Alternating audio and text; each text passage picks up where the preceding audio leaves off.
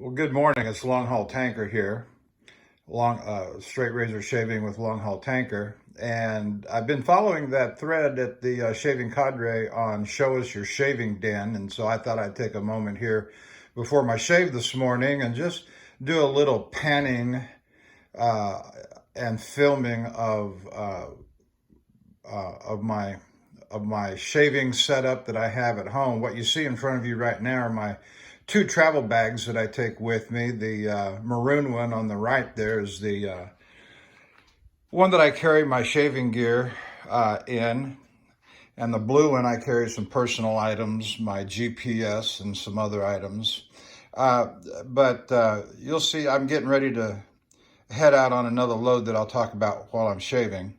And so I'm getting that set up today, and also this morning with the brown leather roll-up that you see in front of you. I used the Wacker Old Sheffield, which I'll be using this morning, was in that collection. And I have gone through all of those razors over the last couple of weeks on the last couple of runs I've been on.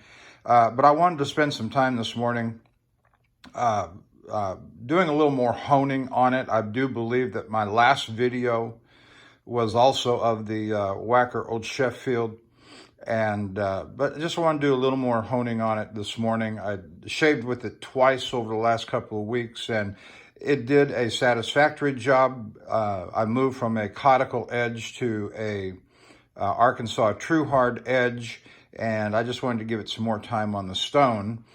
And there's one of my blue denim roll-ups. I've got the Union razors, which are the cheap gold dollar knockoffs. I got that amber colored handle is a Dovo, but it's a problem child, and I don't know. Anyway, I'm not going to talk about it so much.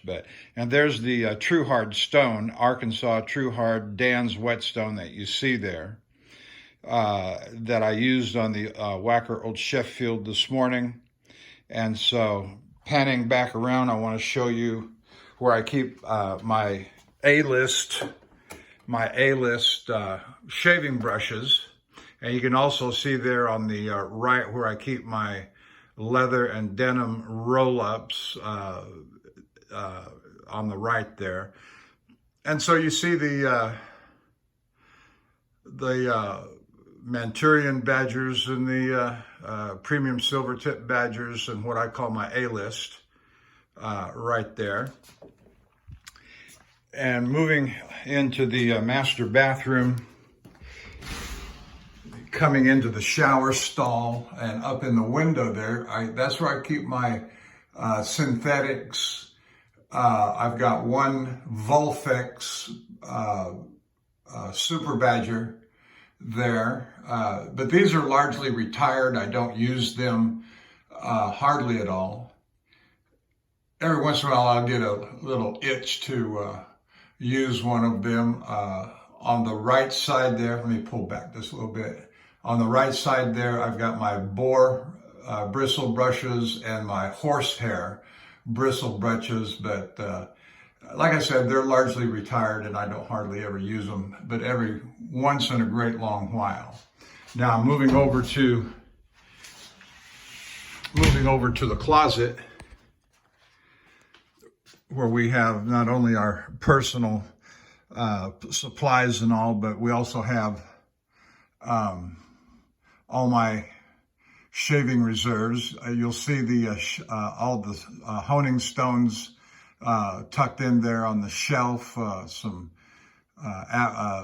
aftershaves there, the Cella.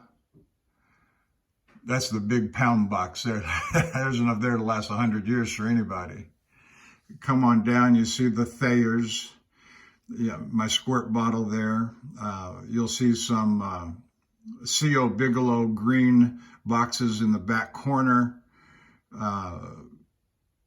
Some Old Spice and Blue Ice Aqua Velva.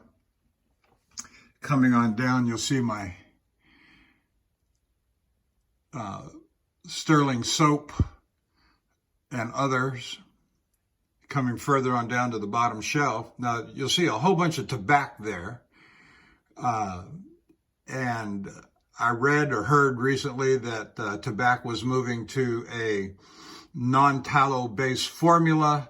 And so I bought 3 extra boxes. I now have 5 boxes in reserve. I've got 2 in use. You'll see the tobacco ceramic jar there. And then one of my travel containers also has some tobacco in it. So I've got a total of 7 tobacco. And I think for a 62-year-old man with all of the other stuff that he's probably got enough to last him the rest of his life. Anyway, that's my shaved den. That's how I keep stuff laying around the house. And so I'll be back in a minute. Thanks. Well, good morning. This is Longhaultanker, straight razor shaving with Longhaultanker. And I'm getting set up here for my shave today. Today is, what is today? I'm not even sure. I think it's the 31st of March, 2022, and it's approximately 2:15 in the afternoon. And so I've been home now since last night, late yesterday afternoon, and just got back from my Casper, Wyoming load, and all went well. And so anyway, this morning, as I mentioned in the opening segment, I'm going to be using the Wacker Old Sheffield. I did some touch-up work this morning on it, just to give it, I gave it about an extra 30, 45 minutes on the Dan's Whetstone Arkansas True Hard that you saw in the opening segment. And for my other accessories I'm going to use this morning, I'm going to use a Cremo sandalwood as a pre-shave. You know, it's not hardly thick enough to use as a real a wet shaving. You want a nice thick heavy lather, and it's very thin, which would be fine for maybe DE use or traditional modern use.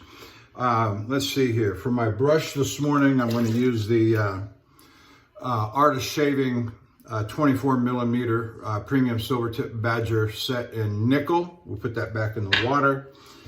For my soap this morning, we're going to use the Stirling Soap Company's Tuscany, and I'm using one of their metal tins for the container, as you can see. And after the shave, we're going to put on some of this Lucky Tiger. This is new to the shave den. We've had this now. We used it in the previous shave, so we've had this in hand. I've got 3 bottles, 2 in reserve, and so we'll be using that. It's new to the shave den. And then afterward, we're going to use the Pinod Clubman powder and give ourselves a powder bomb afterward. And so we're set up. Let me splash some water on my face and apply the pre-shave that I've got.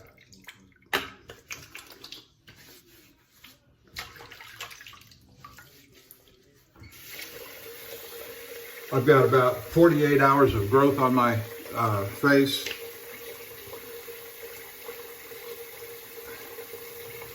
And I'll be home. I do have my next load assignment, and in fact, I think I've made mention of this, that my dispatch manager called me. It's been almost 2 weeks now that he told me that he was bidding on a load to Oregon, and we got the bid. And he asked me if I wanted it. I said, absolutely. And it's had so many schedule changes on it, it's been crazy. But that's all right, we got it. They got it. All worked out. First it was supposed to load on the 1st of April, and then they decided they were going to load it on the the Monday after Easter in April. So that took us down to what, about the 18th or so. And so I said, well, give me a long load, since they were going to load it on the 18th. And I still had, what, over 2 weeks to go. And I said, well, give me a good long load. And they gave me the load to Casper, which was a perfect load. It was just, it's the perfect load for me. It suits me right down to the ground. And 1,500 miles. It's 2.5, not quite 3 days. They gave me an extra day to get there, which I love that. So I'm not rushed. You got time for any contingencies that might come up. And if none come up, you just take your leisure going on up. You know, making your load. What you normally would get there in 2.5 days, you can go ahead and take 3 or 4 days. And the delivery was on the morning of the 5th day, and that was all good and fine. And so this Oregon load is just, and so on the way back from Casper, let's see, today's Thursday, so this would have been Tuesday, day before yesterday. My dispatch manager calls me and he says, well, they've decided to move the load back up with an original load date of the 1st of April, and asked me while I'm driving, when could I get it there and when could I deliver? And I said, my dispatch manager's name is John. I said, well, John, I said, I don't have a calendar in front of me right now, so, it's hard for me to, but let's see. So it's loaded. Let's walk through this. I said, so it's loaded on, when are you going to load it? That's what I said. He said, I'm going to load it on Friday. And I said, well, going to Oregon, it's 2,500 miles, right? He confirmed, yeah, it's 2,500 miles. And I said, well, under normal circumstances, 500 miles a day, 2,500 miles, that means 5 days with delivery on the morning of the 6th day. And I said, but John, I want you to work in an extra day for me. And if they're asking us, when can I deliver it? Let's just work in an extra day.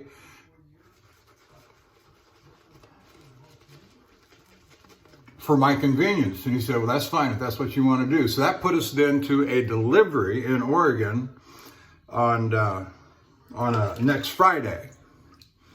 And so he wrote out the schedule and sent it off to the powers that be to have it approved.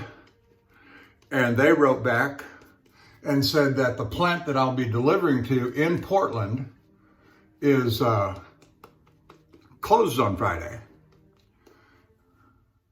Wait for it. Wait for it. Nobody said, well, let's move it to the following Monday.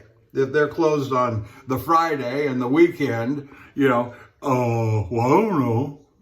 People astound me with their, anyway, I won't say stupidity, but that's what I'm thinking. And I said, well, John, did they say anything about the following Monday? And they said, no. But I'll write them back and recommend the following Monday. I said, yeah, that's a good idea.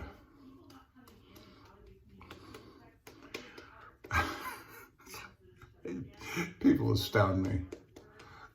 What's the next obvious step? What's the next obvious question? Oh, no. That leather looks pretty good. And so he wrote off and asked, well, how about the following Monday? They wrote back. It took them 2 days. Well, let's see, that was Tuesday. It took them yesterday. No. When I got back to the terminal yard yesterday afternoon, they still had not replied. And he said, I said, is the preload date still set for Friday, which is tomorrow? And he said, yes, that's a definite. Okay, well, let's just go ahead. Please just go ahead and load it. And that way it's on the yard at our convenience. There'll be a delivery date scheduled and I can leave at my convenience. Which, anyway, yes. So as I'm driving home from work about 4 or 5 o'clock yesterday afternoon, he calls me and says, well, they've confirmed the following Monday. So load on Friday and then a week from the next Monday. So that gives me, like almost 10 days. And the load will be loaded tomorrow. And I'm planning on leaving on Sunday. And that'll give me 9 days to go what would normally be. And I might even wait till Monday, and that'd give me 8 days to go what would normally take me 5 days to go. So here we go with the Wacker Sheffield, and freshly, oh, wait a minute. I've got a new routine. I'm starting with my nose, my lip. And so I'll leave on Sunday. That's what I plan to do. And just take my leisure going up there, do about 400 miles a day.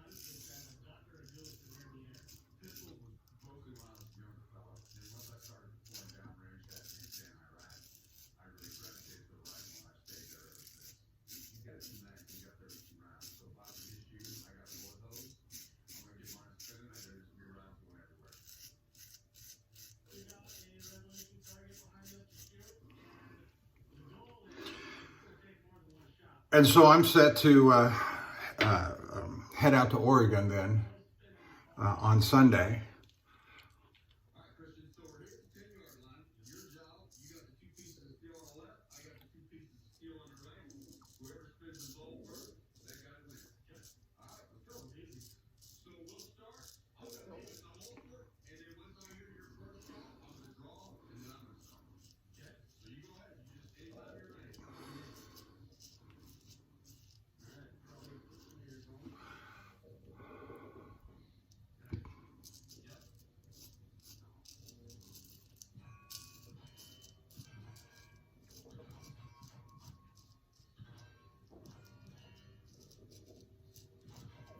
And I've told all my family and friends up there, my daughter and the grandkids and my high school buddy over in Lincoln City.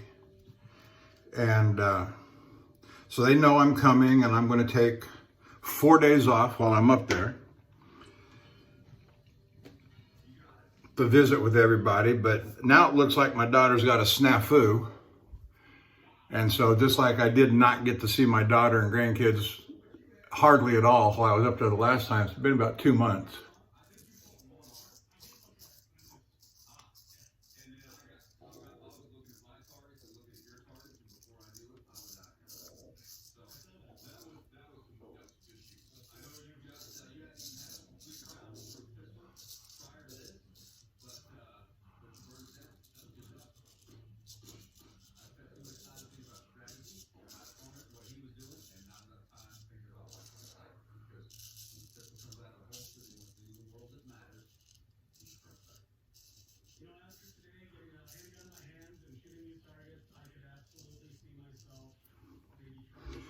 And so I may not get to see the daughter and grandkids this time either.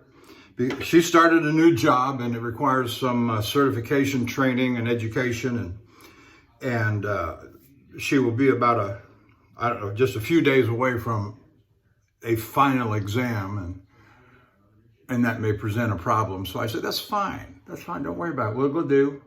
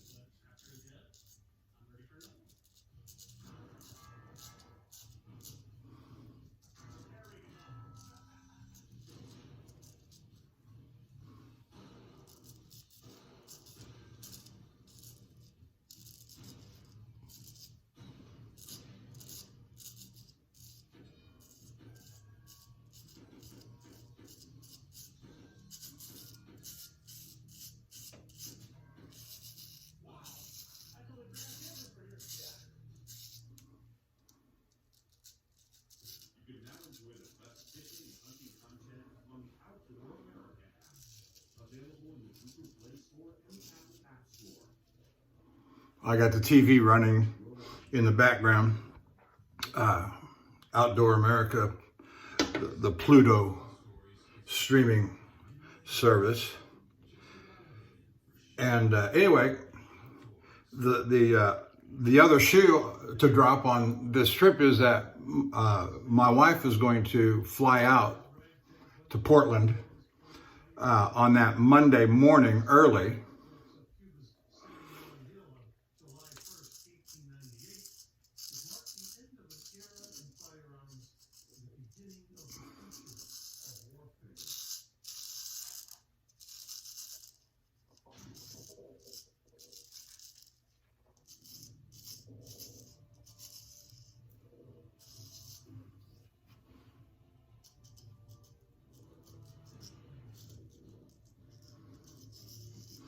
She's never been to Oregon.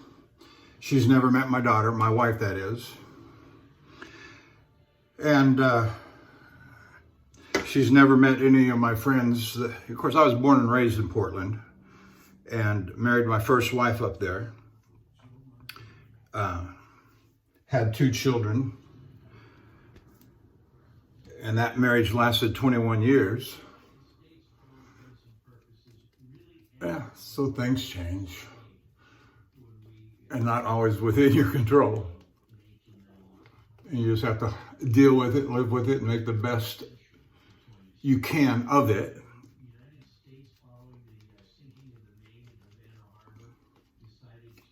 And I've got a wonderful wife, and we've been married 13 and a half years.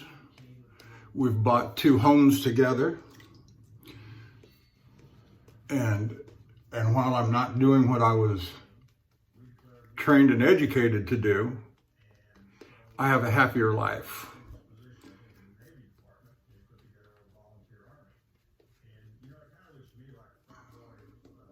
And I love my kids, although my son will have nothing to do with me. But my daughter just loves me to death, and my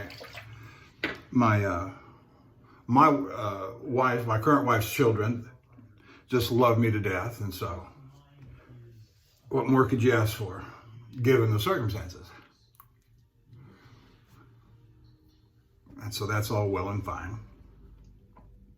So going up to Oregon, my wife is going to go with me in the sense that she's going to fly up there on that Monday. Take me 5-6 days to get up there. She'll fly up on the Monday of delivery, which I think we're talking about the 11th of April now.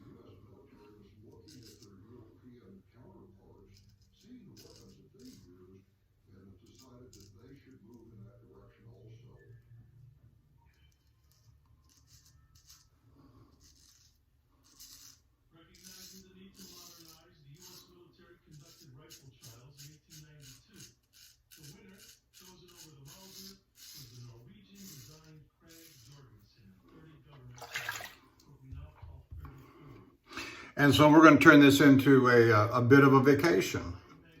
And we've had little mini weekend vacations, my wife and I, since we've been married. The first real vacation we had was on our first anniversary. And we went from Houston to San Antonio and spent 3 or 4 days in San Antonio and saw some sights, Alamo, and did the river walk and some nice restaurants and so forth. But, and then since then, we've had a little weekend vacation down to Kemah near Galveston.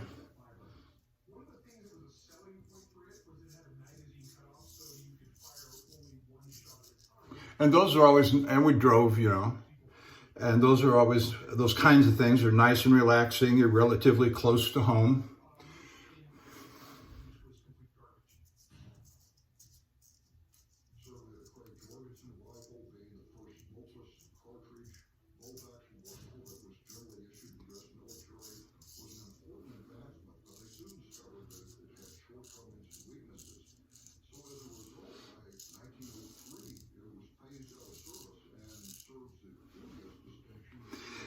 By the way, the Razor's doing just fine. Very, very fine. Very, very good. And so, but this is the first time we've had a real opportunity to,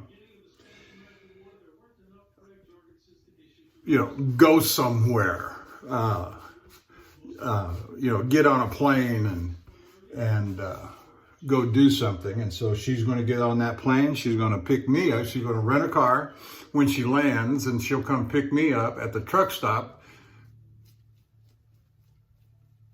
in Oregon. And if you know the truck stops in Portland, they're, the big truck stop area is out in Troutdale, which is a community just to the, immediately to the east of Portland.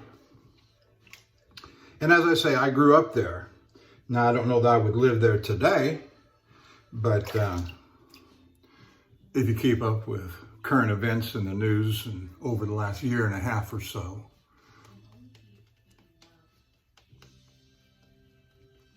my daughter, who lives in Vancouver, Washington, which is right across the Columbia River from Portland, she's telling, and you don't see it on the news, but she's telling me that that there are still Antifa is still setting fires and arson in buildings every day in Portland. And you can't find it on the news. And I asked my buddy in Lincoln City, I said, is that stuff going on? He says, the news not reporting anything. And so I don't know if it is or not, he said. So, but you know, I'm not doubting my daughter. You know, she advised us to be very careful what hotels we stay at and not to stay very close at the airport. And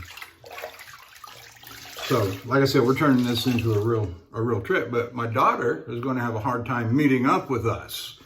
And so we've planned our vacation. We did so last night. You know, having grown up there, left there when I was 19 years old after I got married, and we went off to school in Nebraska, and went back there one time for about, I don't know, 12 months, 18 months.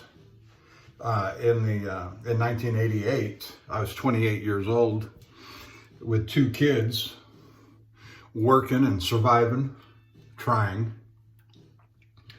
And so we didn't get out much. And when I was younger, the only place my parents took my brother and I, when we were growing up, was every once in a while, every couple of years or so, took us over to Seaside, Oregon, which is a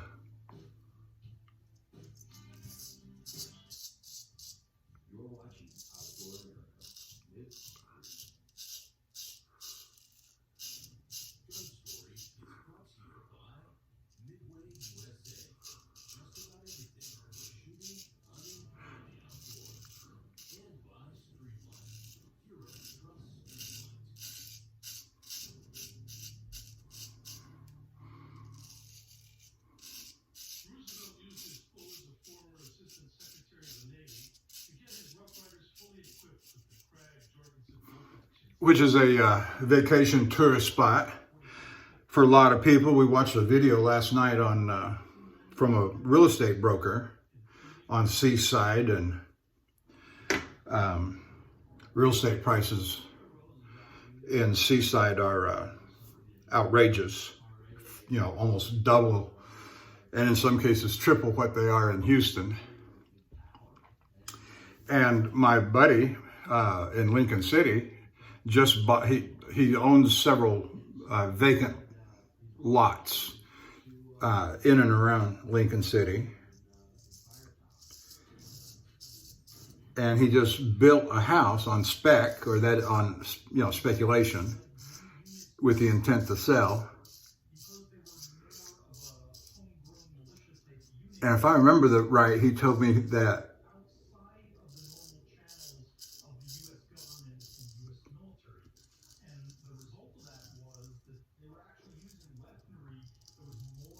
within 3 days of putting the house on market, he got several bids for $500,000 on the house. And it's not a big house either, but it's within, you know, 3, 4, 5 blocks of the Pacific Ocean. So that makes it crazy price.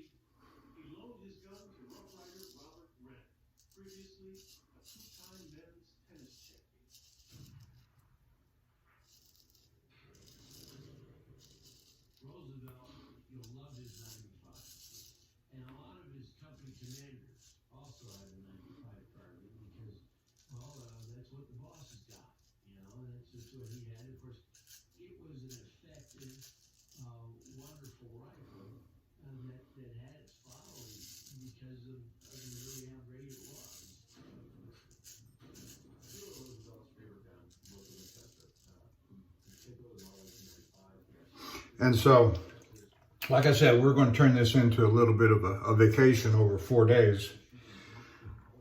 And see some sights. And we've set our itinerary, and we'll try and work in my daughter at her convenience, at our convenience, you know. But my wife gets in about noon on a flight on Monday.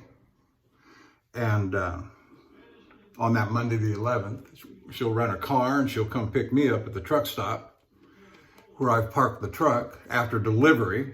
I can't leave the truck and leave it unattended while it's loaded with product. But I've got permission from my bosses to take 4 days off. And now the way that works for me, I don't take vacation days per se. They just take them, they log them as non-paid days, and that's fine. And then I get my vacation pay when I request it in full, even when I'm working. Or I should say, especially when I'm working. So anyway, and so we've got our plans. My buddy said, what I want to do is introduce my wife to Oregon is a beautiful state. And the whole Pacific Northwest, once you start getting into the trees and the forests, is just absolutely beautiful. It's uncompared to anything else in the world, in my opinion, and certainly in the United States. Other places of the United States have its unique beauty relative to the place that it's at. There's a lot of places in the Northeast. I'm thinking around the, the St. Lawrence River, and up there in northern New York, coming down Interstate 81. It's just absolutely beautiful, but it's close, but not the same as the raw wilderness of Oregon and Washington State. It's absolutely beautiful. I couldn't live there under current political government. I just couldn't do it. Let's see.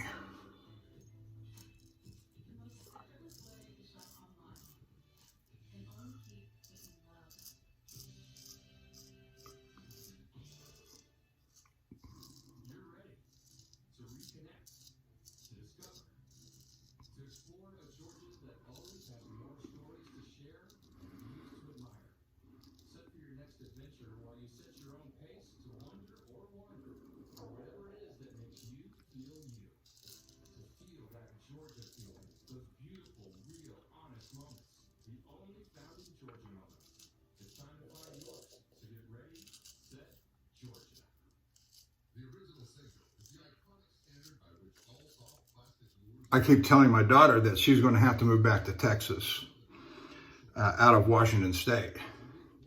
That it's going to become so radical that it'll be impossible for her to live there in good conscience. And she used to laugh at me when I said that. Not anymore. She said, "Dad, I may have to leave." Anyway, that's my daughter.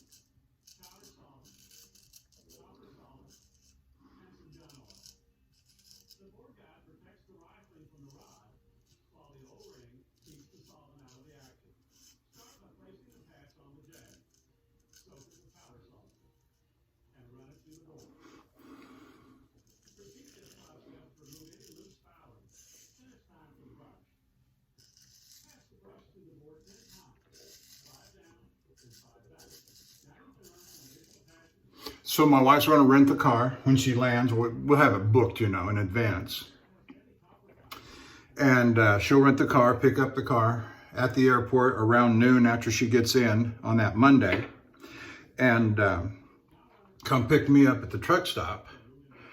And I'll secure the truck, and I want her to see the beauty of Oregon. It's not so much, I could take her to Washington Park where the zoo's at, and the rose gardens and the Japanese gardens. I could take her to the waterfront of the Willamette River, but I understand it's overrun and disgusting these days. So I don't want to take her there. We could go out to Mount Hood and Timberline Lodge and the beauty of the drive out US 24, I believe it is. But we have limited time, and she does have to work,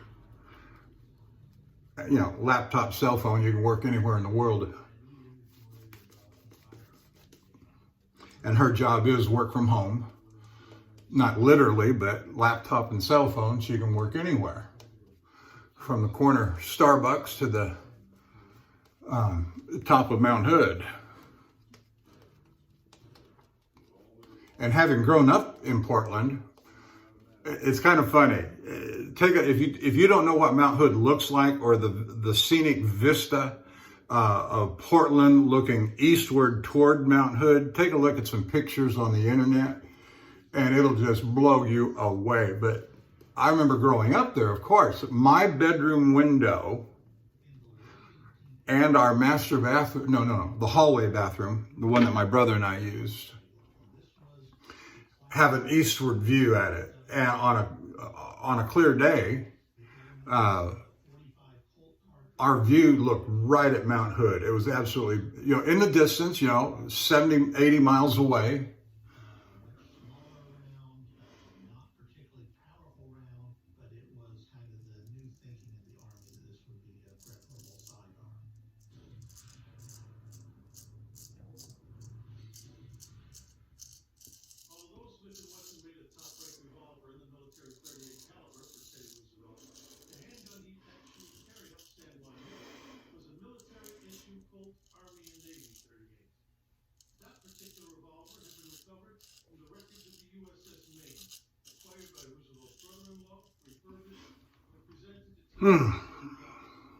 Just absolutely beautiful. So she's going to pick me up at the truck stop, and knowing that we've got to work our way over to Lincoln City to meet up on Tuesday evening.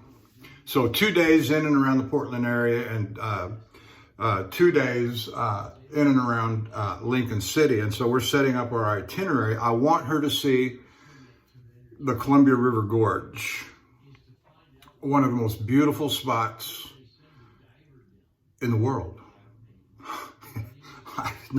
I exaggerate not.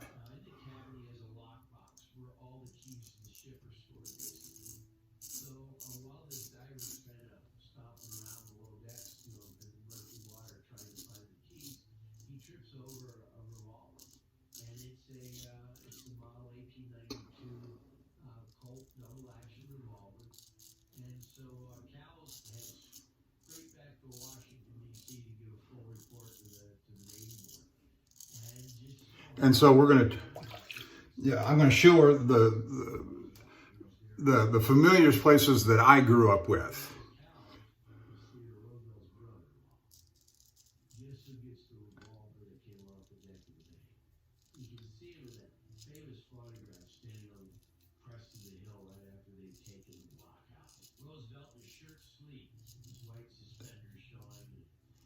And so from the truck stop in Troutdale,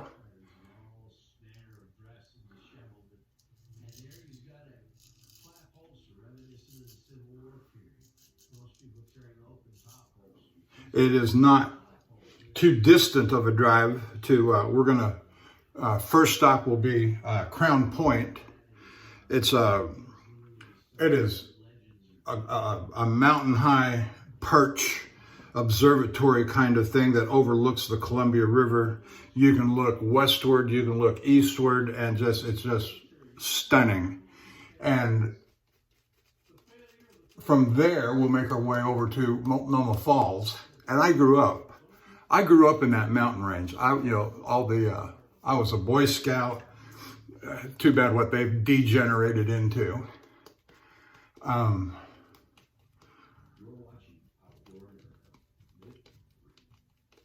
now they're bankrupt. Who would have figured?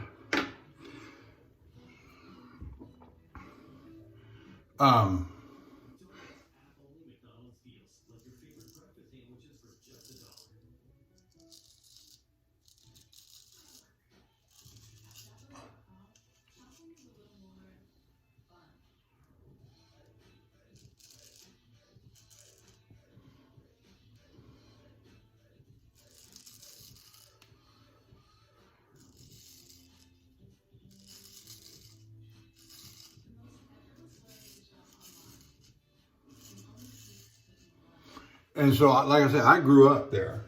I grew up in the Cascade Mountains. Every winter with the Scouts, we used to do things with the Scouting Council that took us, for example, in the fall, we would go and chop wood, cut firewood for the Boy Scout winter camp. And there'd be hundreds of kids out there. And they'd have a designated place where we're going to go cut wood, and we go cut wood, and it would be used in December and January.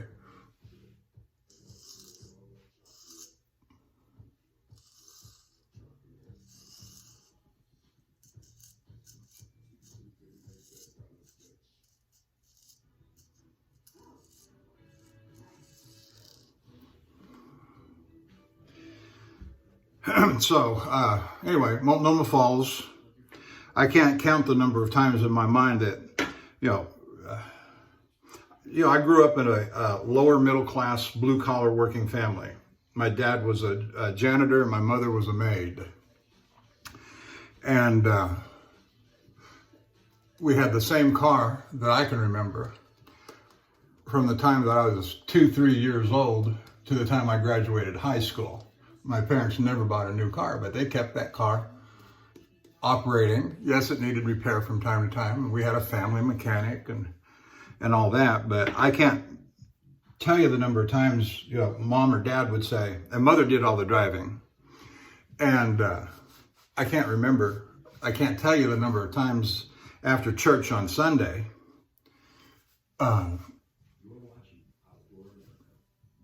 mom or dad would say, well, let's go for a country drive. Okay. And we'd oftentimes end up at Multnomah Falls. And we'd climb, there's a bridge that spans, Multnomah Falls is kind of a two-part waterfall. And so it comes down, it hits a holding pond, overflows that holding pond and comes on down to a lower holding pond that empties out into a stream. What am I doing? So we're gonna go to Multnomah Falls, and then on coming out of Multnomah Falls, we'll probably stop at Rooster Rock State Park, just to see the rock, and because it sits right on the Columbia River.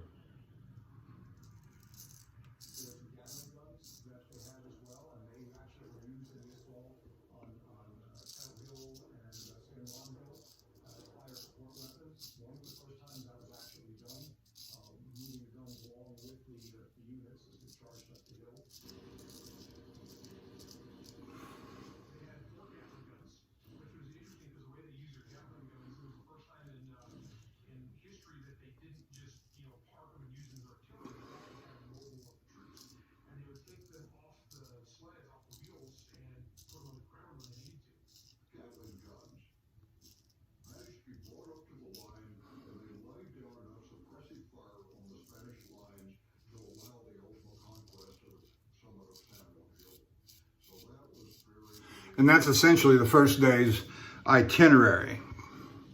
And we'll spend the night, Monday night, in a hotel, yet to be determined. And then Tuesday morning, my wife says she's going to take Tuesday morning, get up and work. Then about noon or early afternoon, we'll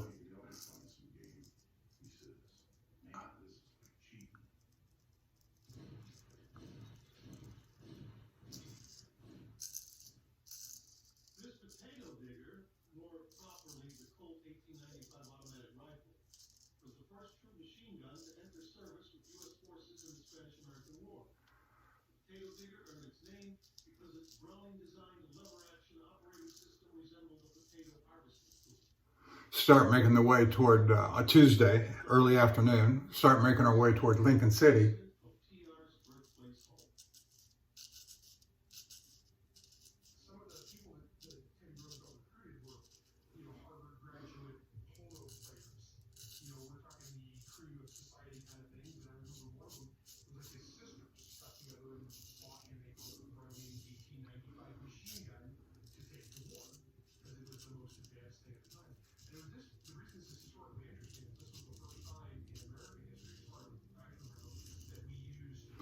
And as we do so, my desire is to show her where I went to high school.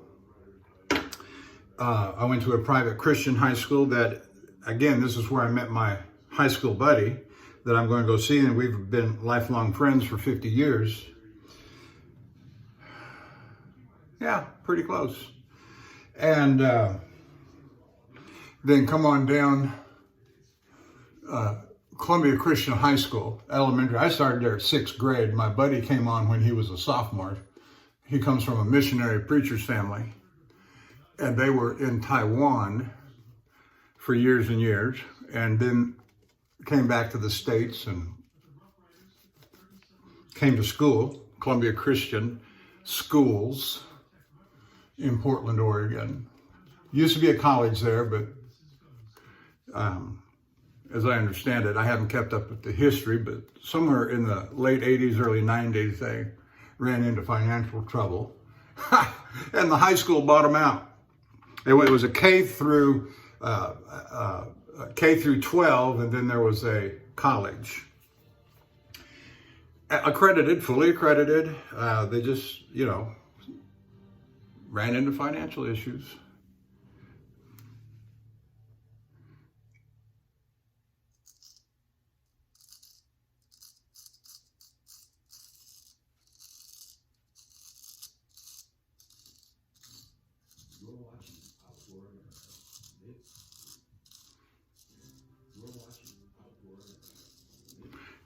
And so, like I said, I started there in 6th grade and went through 1 year of college. That's where I met and married my first wife. And then after that first year of college, she was in her she was a year older.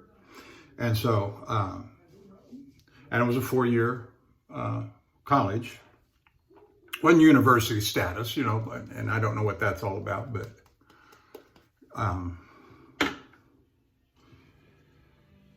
and so then we went off to school after we got married in Nebraska, but that's another story.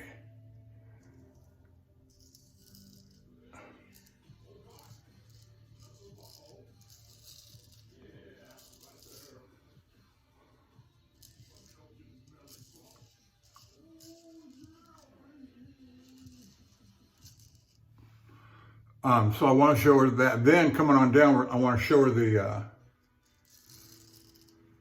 my wife.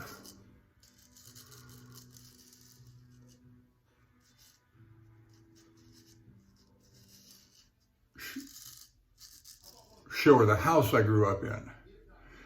And from the time that I was 2-3 years old, as I say,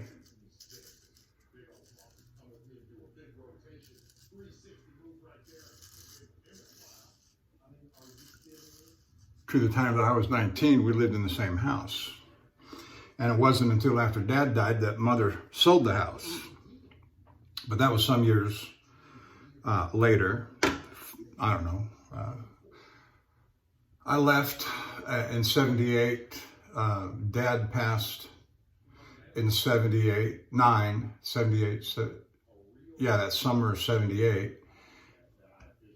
I'm going through a lot of this stuff just because I'm rambling, but I want to show my mother. I want to show my wife.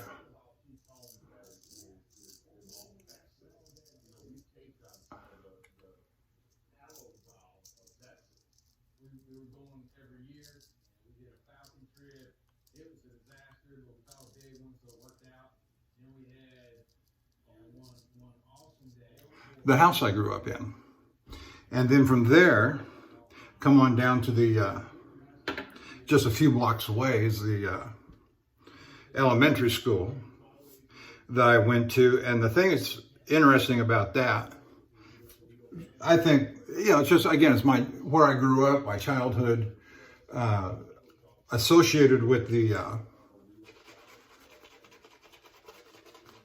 that elementary school is a huge baseball park, Little League baseball park.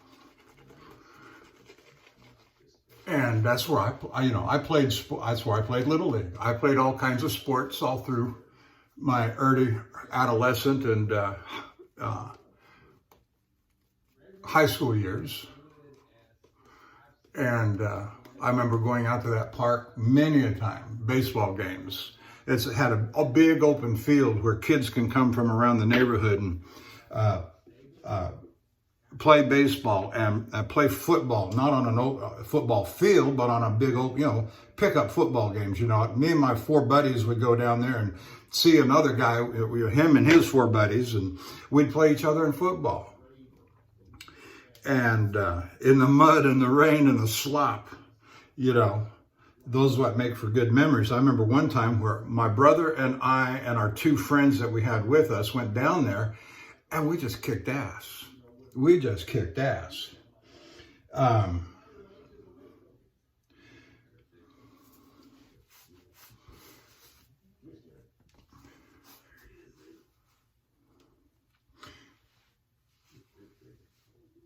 And that'll be kind of the end of the Portland side of things. And once we get done there, we'll start headed. It's about a 3-hour drive from Portland to Lincoln City. And I figure by this time it's going to be pushing 4 o'clock in the afternoon. And so that get us in over there. We're supposed to meet up with my buddy and his wife, go have dinner, get checked into the hotel. And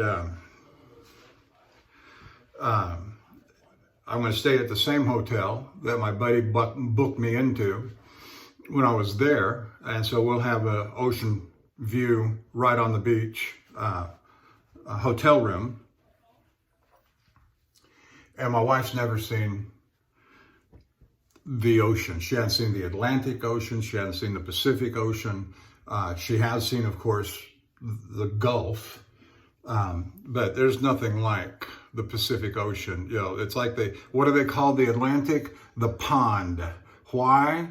By comparison, it's a pond. Comparison to what? The Pacific Ocean.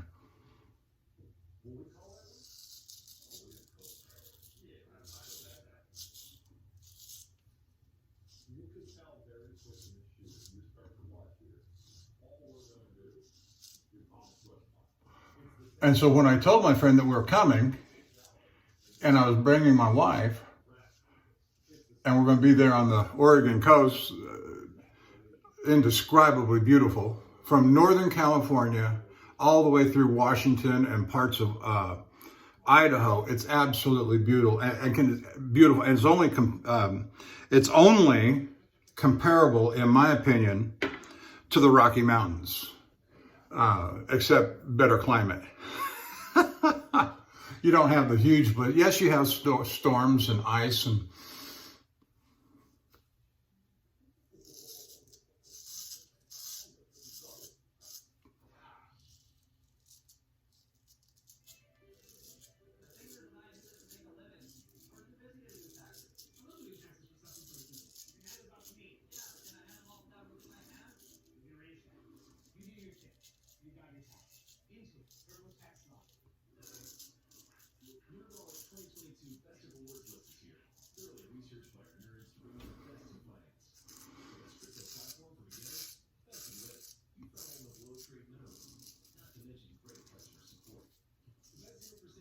And so when I told my buddy we were coming, I'm bringing my wife, he said, oh, we got to show her the coast.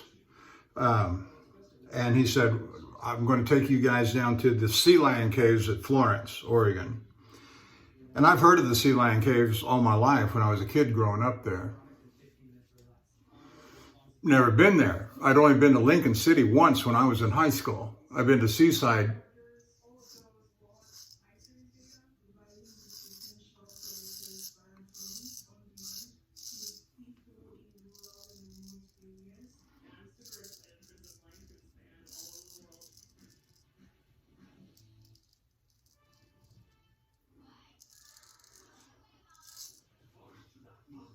Half a dozen times growing up in high school, Seaside that is.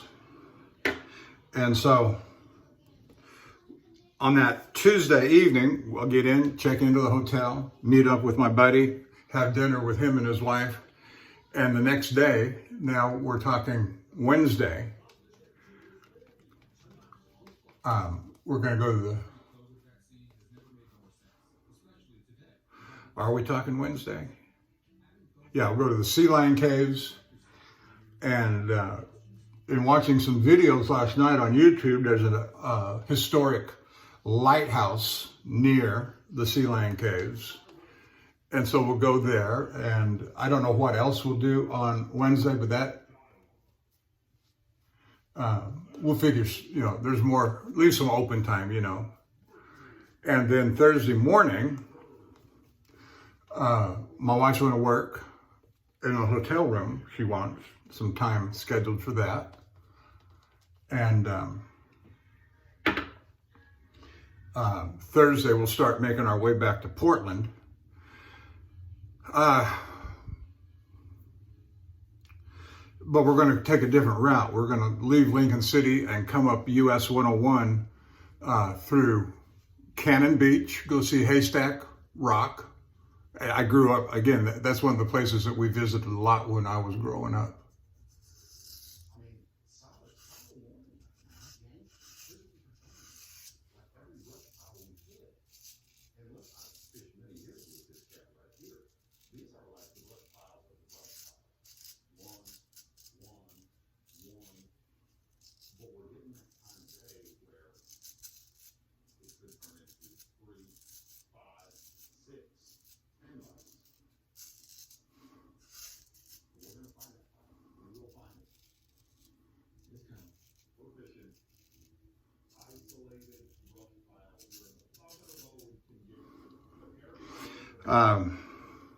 Cannon Beach, Haystack Rock, come back up through Seaside, and depending upon the time of day and how much time we have, this is on Thursday now, we're coming back up toward Portland. I want to take her to a landmark in Seaside that I've been to at least 3 times in Seaside that I can remember, and that is the Seaside Aquarium.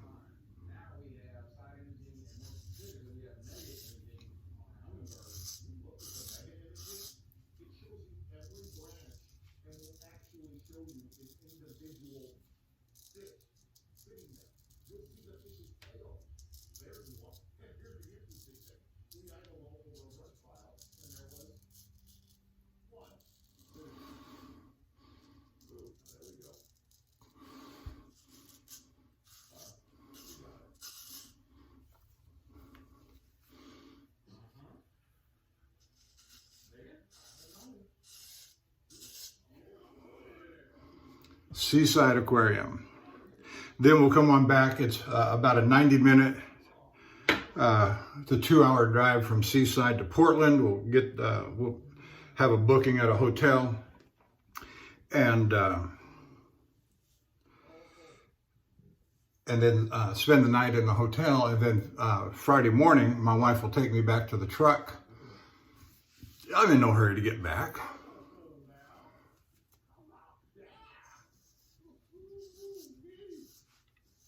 I may have a back haul. I intend to call my my booking manager on these back hauls. It's different than dispatch manager, and inquire about driving from Portland to Los Angeles, do a washout, and pick up a San Diego, which I love those San Diego loads.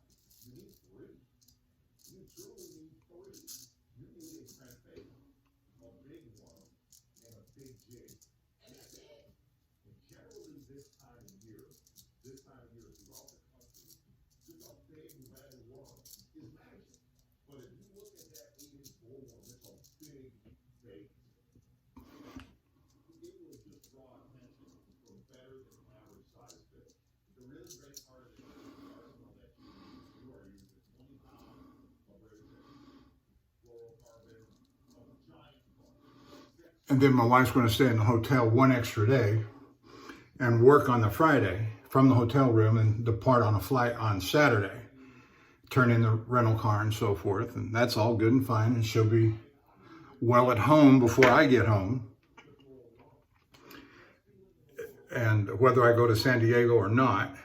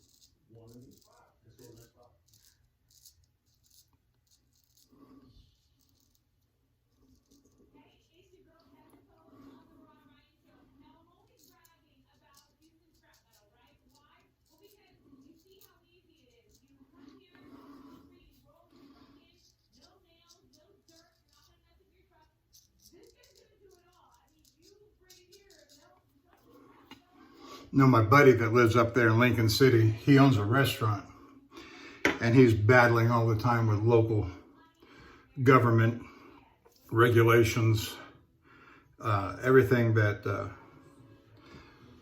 well, you know. He said every day he feels like he's living behind enemy lines.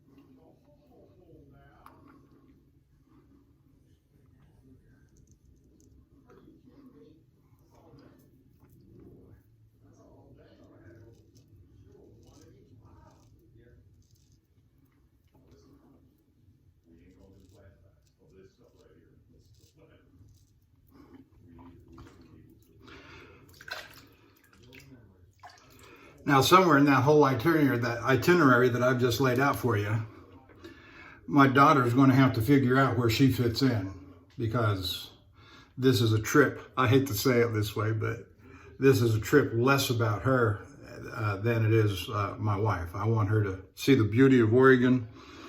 And here's the thing I got to tell you about my friend in Oregon. I grew up with him. I was in his home. I knew his mother. I knew his father. His father's recently passed away. He was the pastor at our church. And we all loved him. He was a good man. George Moore. I shouldn't have said that, but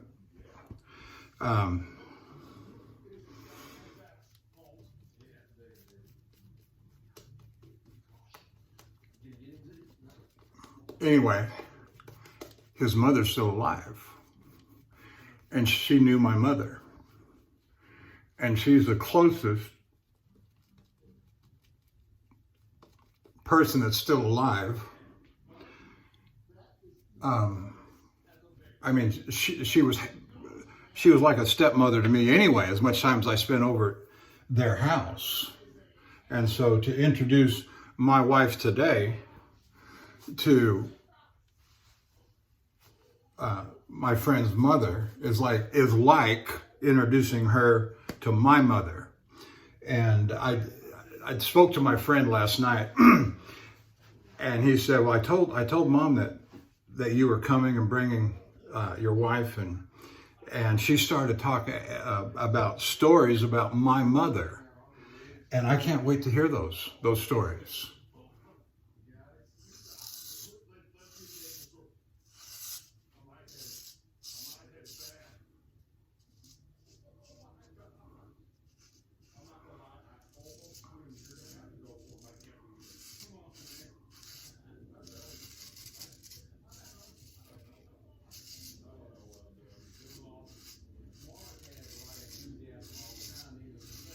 I can't say that my mother and his mother were, best of friends, but they knew each other.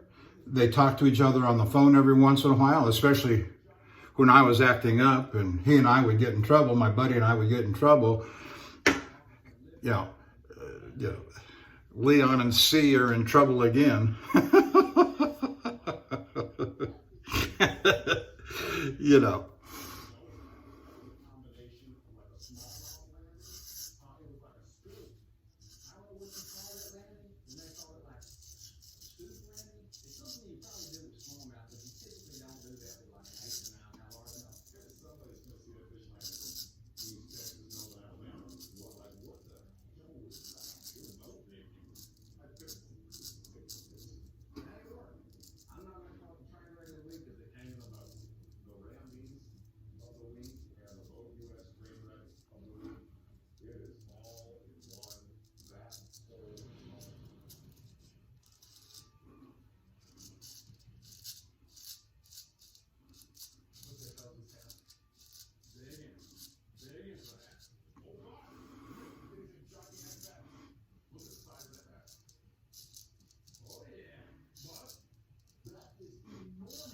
I'm going to take my camera mount with me.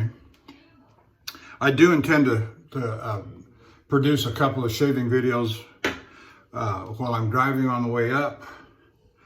And when I get to the hotel with the ocean view, I'm going to see if I can get the camera set up to where I'm shaving on the balcony with the ocean as my backdrop. I think that'd be cool. We'll see if we can pull that off. Maybe I can get my wife to hold the camera. Not for an hour and 8 minutes.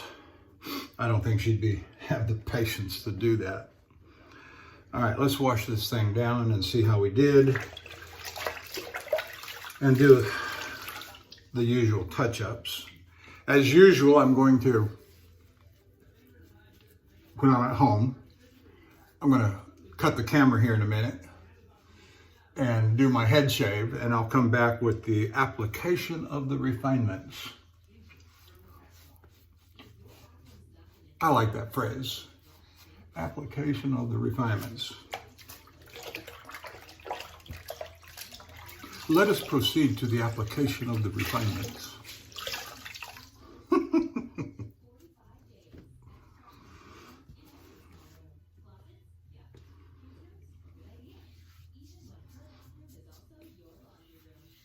Yeah, a little bit right there, which is understandable with my little goober on the side there.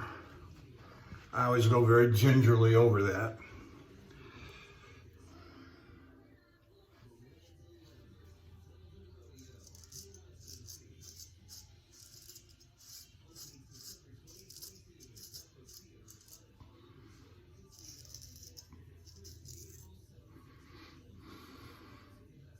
I'm going to step to the side just for a second.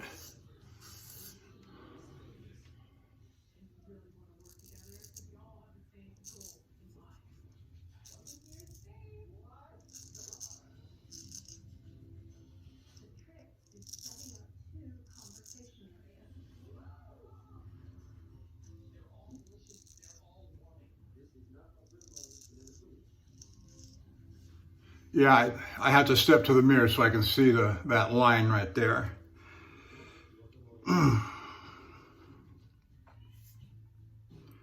Up close and personal in the mirror.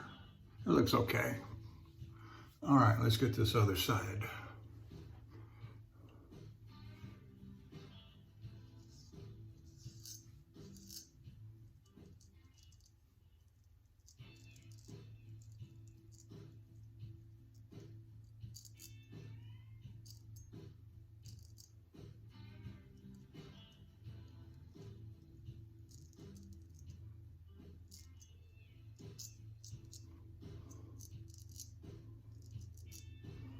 Let me step aside over here for a minute.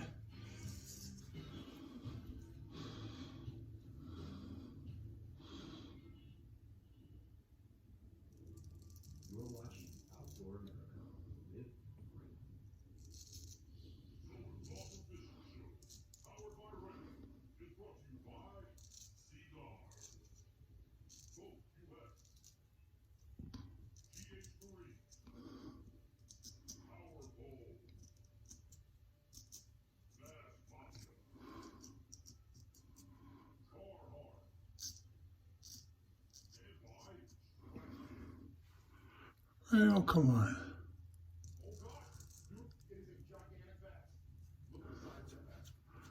There we go. Got that line right there. With minimal damage to my little side goober there. I don't understand. I'm not a dermatologist. More than 3 years in the healing. You should have seen it 3 years ago. It was, anyway. Maybe you shouldn't have seen it 3 years ago. Okay, no, perfect. The razor performed just admirably. I got a baby bottom smooth. I got no significant, maybe just a little bit right there. But that I'm going to leave it. It's just fine. I'm going to do another shave. What's today? Thursday. I'll do another shave Saturday morning. Now, whether I film it and post it remains to be seen, but if you poke long enough, you'll find something wrong. All right, I'm going to stop here. Thank you for watching this far, and I'll be back momentarily after the head shave with the application of the refinements. Thank you. Welcome back to Longhaultanker, straight razor shaving with Longhaultanker. And we have completed the face shave, we have completed the head shave, and I'm ready for the application of the refinements.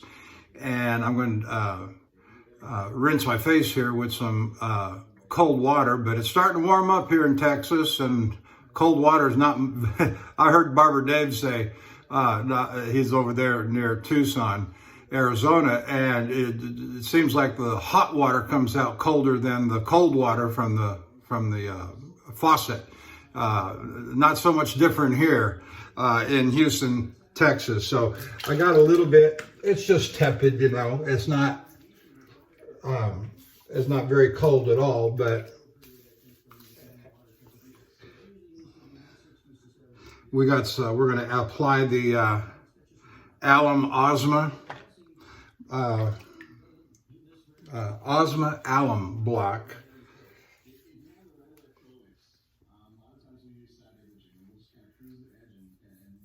Actually, that's not very bad at all.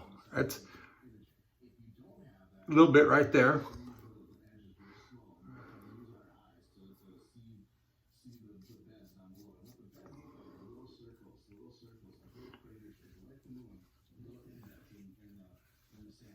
Not bad at all.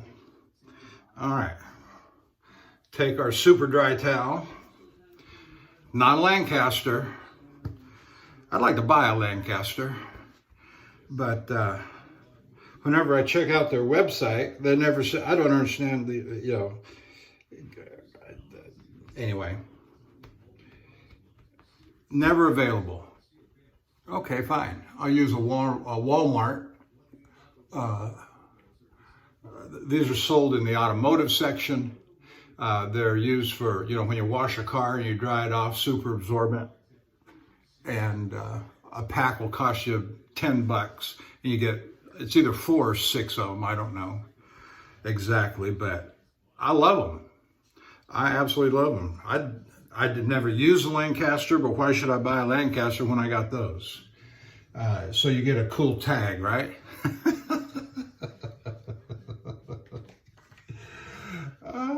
I'm largely about what works anyway. All right, so we got the Ozma alum applied there, a little bit of a sting. We're going to hit up Thayer lavender here. My wife introduced me to this lavender scent. There's a floral lavender scent, and then there's this lavender bergamot that is just, oh, I love it. Less so the floral. I'm thinking particularly now of a certain spray that she has, oil-based, mix it with water. She uses it for an air freshener, my wife does. And it's just absolutely fabulous. And then I've got my Stirling soap company, bergamot lavender shave soap, and it is just #1. It is just super duper. All right, now we're going to apply some Lucky Tiger, and I love the what is it, aloe vera and calendula and chamomile, or calamine, or whatever, chamomile, and it leaves a filmy texture, a feeling on the skin, and that's all right. They call it a skin food sort of aftershave and face tonic, and it's less, to me, an aftershave and more of a face tonic, skin food kind of thing, with all the aloe vera and etc. And that's fine. That's fine. Excellent. But the smell, the scent does not linger. But it sure smells good going on. And we'll let that dry.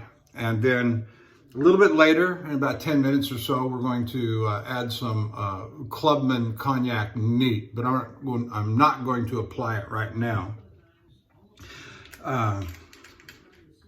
In the meantime,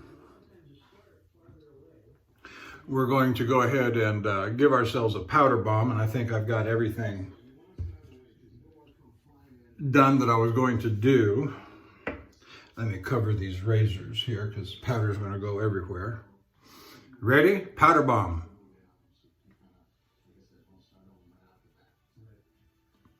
I'm applying gently.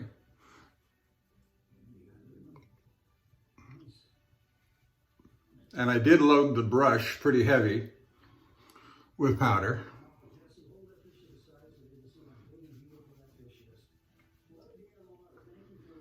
But I'm using light strokes so as not to overbalm myself, because I've done that several times, haven't I? Gives me a dry look, and that's okay. I mean, I understand the function. I think I understand part of the function here is to take away the high gloss look. And that's all right. I mean, I kind of like that high gloss look from time to time. And can you see my shirt? It's getting all over my shirt.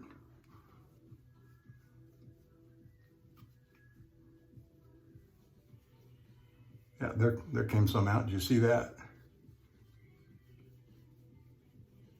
Yeah, we're getting snowed on now.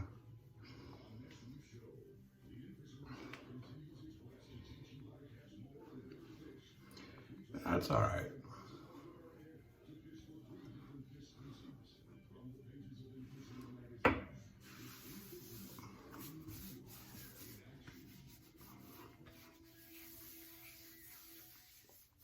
Feels good. The razor performed just fabulously. little dust off here. And so, let's see here. For the head shave, which you did not see on camera because I didn't record it, we got the Union razor, gold dollar knockoff. It's got the nice shoulderless style of razor, and that's honed up on an Arkansas. And then for the face shave, we use the Wacker Old Sheffield, refreshed this morning for about 45 minutes on a Dan's Whetstone Arkansas True Hard. You saw that in the opening segment video.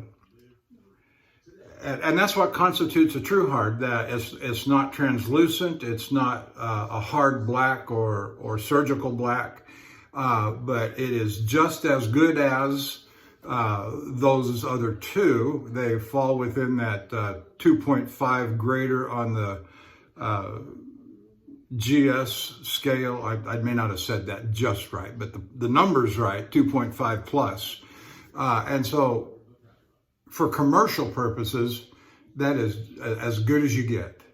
And so there's no difference between that true hard, which is often multicolored, it's not translucent, it's not a surgical black, but it will hone a razor just as good as the other two, and it is considerably less expensive at Dan's Whetstone than the other two. All right, having said that, we went with the Ozma Alum Block, we went with the Thayer's Lavender, went with the Lucky Tiger.